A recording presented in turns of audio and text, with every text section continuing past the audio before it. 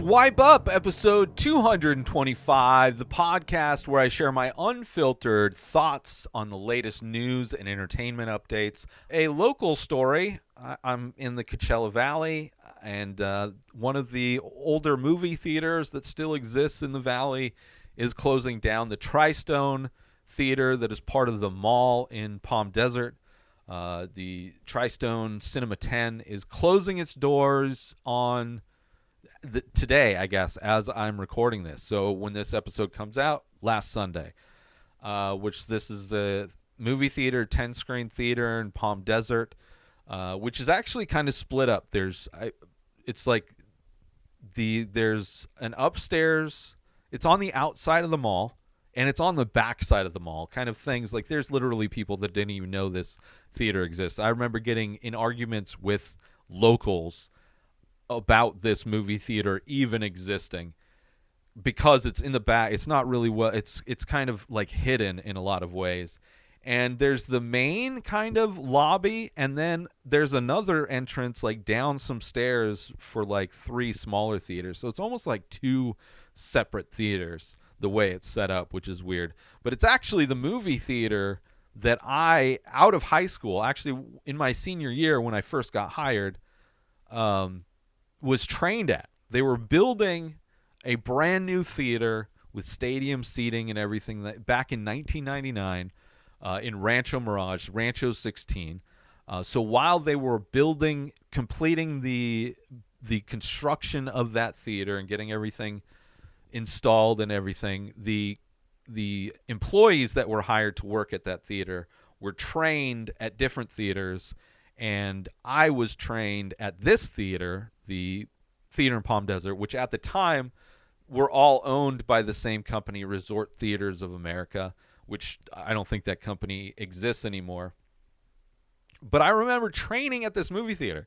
I mean, this is a movie theater that I grew up going to a lot of the times. This is a movie theater I saw Jurassic Park, the original Jurassic Park. This is a movie theater I remember seeing Tombstone in the theater. I think I saw Forrest Gump in this theater as well. This is like a theater that I like have memories as a child going to watch these big blockbuster movies, right? And then it's a movie theater out of high school that I started watching in 1999. If you want to know the insanely amazing films that came out in 1999, I started working there just after The Matrix left theaters. But you had the first film of the Star Wars trilogy. Not that that's a great trilogy of films, but at the time was massive news. Big Daddy, I remember being one of the movies at that theater. But you had movies like The Sixth Sense. You had like Green Mile. You had all kinds of amazing films that came out in that time. And I remember training at that theater and like getting free movies. I remember on like and I got my best friends got jobs working at this theater and then working at the Rancho 16 when that finally opened, and like working at Rancho 16 when it like went to first open its doors. Just I love that. Aside from the low pay that you got, one of my favorite jobs.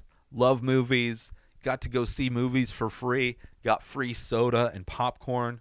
It was by far the best job. I did all of the kind of different things you can do aside from working in the box office. Concession stand, working the floor to clean theaters, cleaning the theater after Toy Story 2 and Toy Story 3 were released were a nightmare. Probably some of the most insane like explosions of garbage to ever fill a giant theater. Like it just like close to like 20 giant like garbage bags full of like popcorn and candy and just soda cups, and just insane how absolutely disgusting humans can be, especially a kid's movie. But like got to be a projectionist, right? Got to be a projectionist when Fight Club came out, American Psycho, like so many amazing movies came out in those years. But It's this is a theater, and even when I moved back to the Valley, the Cinema 10 is where I went and saw like the Lighthouse.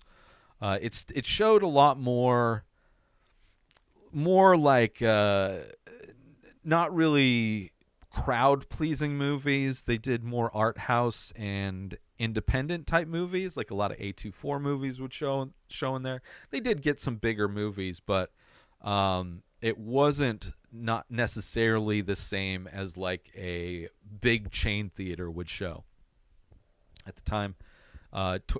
Currently, they're owned by the Palme d'Or theater chain. Or no, it was previously named the Cinema Palme d'Or. Yeah, it's kind of a bummer. Not that surprising, though, because it is one of the older theaters. It doesn't have stadium seating. It doesn't have, like, the theater rooms are kind of small. It is definitely out of the theaters that exist in the Valley. It is, aside from the theater in India, which I loved going to as well, which closed down during the pandemic, despite it being that old school, had old kind of cheap seats, I still loved it. I still loved going there. I don't mind that feel of like old, that feeling of nostalgia, these old theaters. But yeah, it's kind of sad that this movie, this theater is closing down. I remember actually, so I was being trained at this theater. One of my best friends was working, and we were closing one night, and it was after Big Daddy, the movie, the Adam Sandler movie, left theaters, and we had a Big Daddy standee, those giant cardboard promotional items you see in movie theater lobbies. Like, they're like 6 feet tall, 5 feet wide, and it's usually like the poster of the movie, right? Really big, made out of cardboard. So my job was to go throw that standee away. But my girlfriend at the time, huge Adam Sandler fan. So what I decided to do was take this thing home, take it actually to her house after work. And I was driving my friend home with me, right? We carpooled there, whatever. We had the same shift. So didn't have any rope. So we were literally on my Honda Accord that I had at the time. We had this giant standee on the roof, and he has his arm out the passenger side, and I have my arm out on the driver's side, driving from the Palm Desert Mall all the way to Bermuda Dunes, which, for those that don't know, it's like, I don't know how long it is, but it's a 15-minute drive. And we were going slow. Thankfully, it was at night. Thankfully, we didn't get pulled over, because we're just holding this thing on the roof of the car as I go take it to her. Of course, she loved it. It took up like a wall of her bedroom. Kind of ridiculous, but it was. I got some good boyfriend points there. But I remember that was kind of a crazy thing to take this standee home, sitting on top of the roof. Kind of crazy, but I loved it, man. That was some great years, man. Out of high school, soon living on my own. Feeling of independence, getting a paycheck, working at a movie theater where I get to watch every single movie that comes out. They would have employee screenings, so you got to see movies like up to a week before they got released to the public. It was a lot of fun time working in the projection booth. I loved being a projectionist, building up the new prints that would come in on Thursday and then tearing down the movies that would be leaving, listening to music. I read so many books, did a lot of sketching and drawing. It was so much fun. I loved being a projectionist. And then when I moved to San Diego, thought like, oh, I'll get a job working at a theater, no problem. Didn't get any job working at a theater. But, still some people I know are still in the movie theater industry, as it were, despite how it's an industry that even at the time, I remember having meetings with the other projectionists in the Valley and talking about how digital was kind of starting to come in and how that was going to really put a lot of projectionists out of work.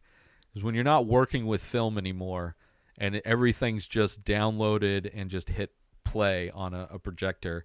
Don't even have to hit play. It's just all programmed to start when it starts. And you don't need somebody to, like, we dealt with static a lot. And the film, the 35 millimeter film, we have dry air here in the desert.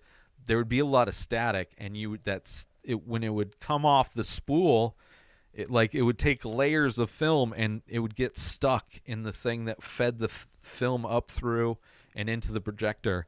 And it got, like you see in movies, like you'll see in, like, I think it was the Gremlins 2, where you see film like stop and like burn through. Like, that shit happened way too often. And you'd be working in the projection booth, and just like an alarm would start going off, and you'd have to look. We'd have these boards spread around that showed, which projectors were running, and if there was an alarm going off, it would indicate where, and you just had to book it. And while people are in the theater, have to try and fix this problem, which is a very stressful thing, especially when you're a young kid and you have bosses that are kind of intimidating, and something like that happens, which you can't stop it from happening. It's really hard to prevent. There's only so much you can do. So it was like not my fault necessarily, but that pressure of trying to fix a horrible issue when you have this boss that runs the theater, like, looking over your shoulder. But thankfully they were pretty good about it. They helped me out. But yeah, kind of crazy, obviously it's like almost 24 years since I trained at this theater, but it's closing down. Not really surprising that it's closing down, but a shame. It'll be interesting to see if somebody comes in. I mean, malls aren't doing that great anyway. But it'll be interesting to see if somebody comes in and changes that. But I don't see a movie theater. I don't see a movie theater going back there, which is, a bummer. Because it had like an energy to it, New episodes of The Ray Taylor Show come out every single day. Subscribe on YouTube and everywhere our podcasts are found. Binge the full week over at inspireddisorder.com/plus. Buy Ray Taylor Show merch over at inspireddisorder.com. Have a wonderful day, everybody. Peace out! Today is the day where you wake up and you realize that everything that you've been dreaming about, everything that you've been wanting, every goal and wish and hope that you've ever had can become real. Dreams can come true. What you manifest in your mind, you can bring to reality.